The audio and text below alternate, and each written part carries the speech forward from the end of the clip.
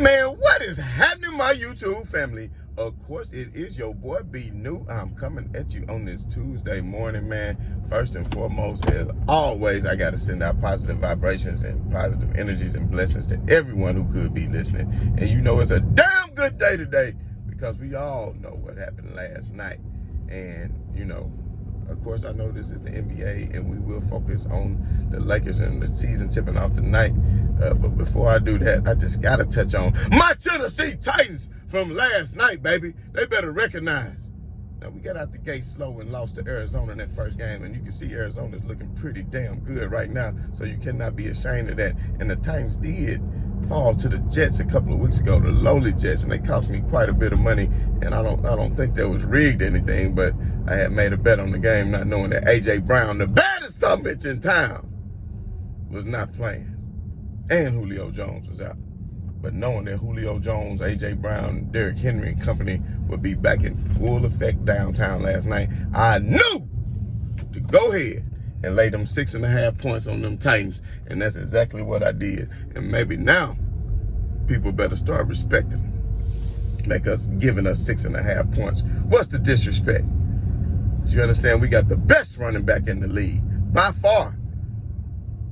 Leading in rushing past 2 years in a row. It'll be 3 years in a row. Gonna break Terrell Davis' record of the most rushing yards in the first 5 years. Might go down as the top rusher of all time if he can stay healthy. And it doesn't look like he's slowing down the way that boy be working out. You better put some respect on King Henry's name. Do you understand what I'm telling you? And I love the decision last night by Frank Vogel when it got down to crunch time in between the numbers and they got down into the 10-yard line. It was first and 10, second and 10, and, you know, really to go. But, you know, they could have got a first down on that 1-yard line, which has always put you in a precarious situation, especially as a defense, because they could easily run the clock out. Now, when Derrick Henry scored the touchdown on the previous possession, I was thinking, damn, just go down right there on the 3-yard line. Let's tick up some more clock. But now he made the right decision by getting the score because you never know. They might could have held us out. Now, and plus they had 3 timeouts and a 2-minute warning. So I feel like that was a great decision, Derrick Henry, to go ahead and punch it in. And then when you come back down there, of course, the announcer's saying, why isn't Mike Vrabel using his timeouts? Why isn't Mike Vrabel using his timeouts? Well, he's not using his timeouts because why call your timeouts? To give them a chance to execute an offensive play. Give them a chance to draw up something special or something that they can do.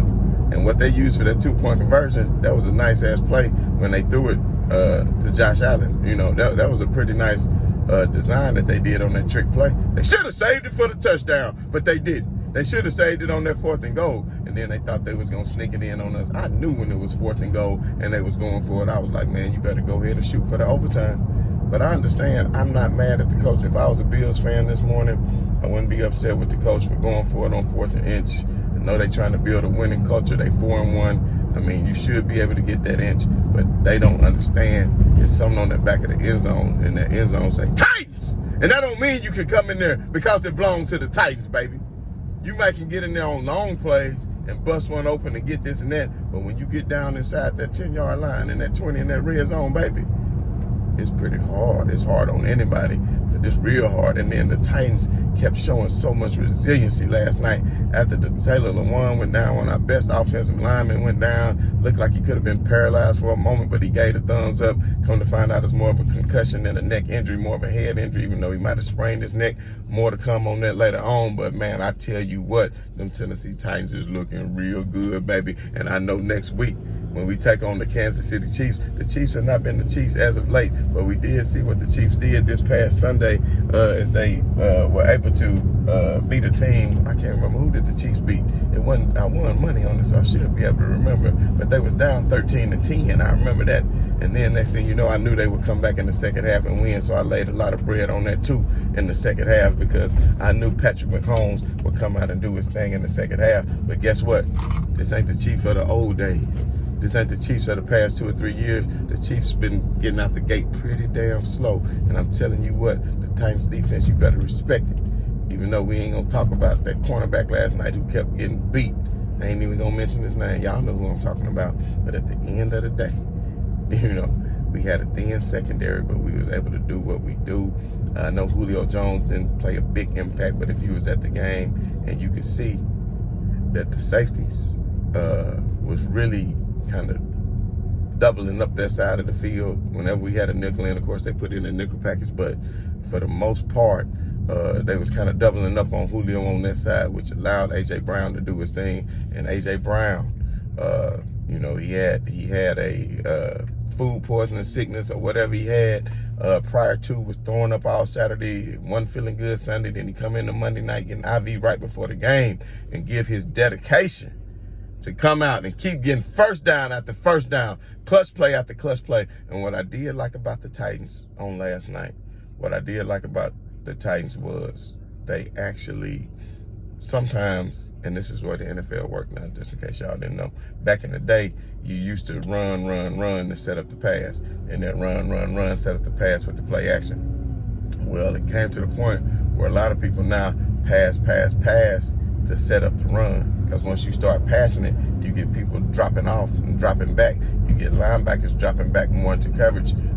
You know, you get safeties dropping more back, playing 2 deep zone and, you know, 1 deep, you know, 2 underneath, you know, just different kind of coverages that you get once you open it up with the throwing game, which softens it up and allows for the run game to be able to get huge chunks of yardage. But last night, the throwing game wasn't working. Buffalo secondary was looking good. They was covering the Titans, and they really put a lot of pressure on Tannehill early on to where he didn't have any time to throw.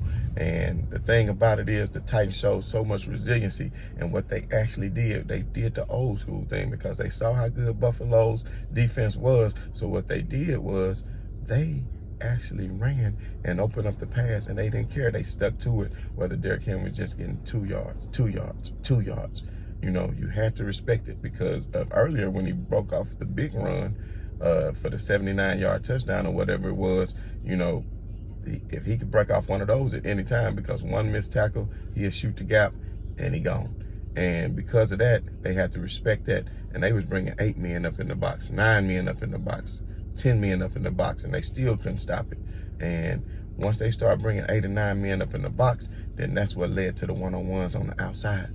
And once you got the one-on-ones on the outside with A.J. Brown, baby, let me tell you, A.J. Brown is the baddest man in town. You better put some respect on his name. And I'm telling y'all something, as far as the MVP race is concerned, I know they give it to a quarterback every year, but damn, how many times does this man got to continue to lead the league in rushing and then get 2,000-yard seasons and still don't put no respect on his name? Can King Henry get him an MVP? Because right now I don't give a damn what nobody say. He the best player in the league. Tell me a player that's better.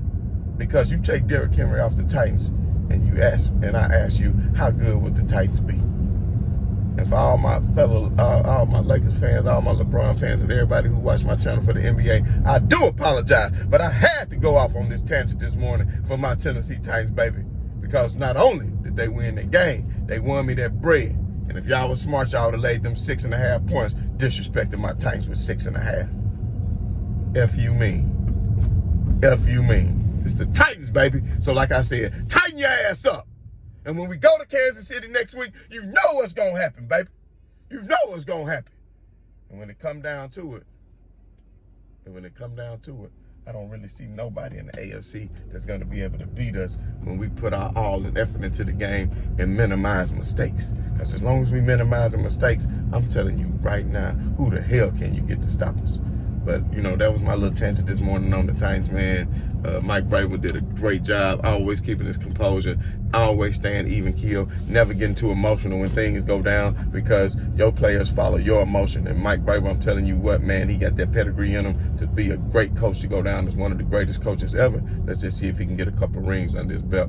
But you know what? I got to handle some business. What I'm going to do is I'm going to come back and finish my top 30 countdown of the best NBA players of all time. And then we might have some preseason picks on where we think people are going to finish or whatnot. But we're definitely going to get into some little pregame analysis about what's going on for the Lakers tonight, and of course the Brooklyn Nets taking on the Milwaukee Bucks. But like I said, I will be back with you in just a little bit on that. So y'all stay tuned, man. Peace and much love to everybody that give me the support and tune in to the channel. Please continue to watch, like, share, and continue to support, and of course hit that bell and subscribe. This has been your boy B New, and as always, man, right on to the real, and much love to these haters. I'm out.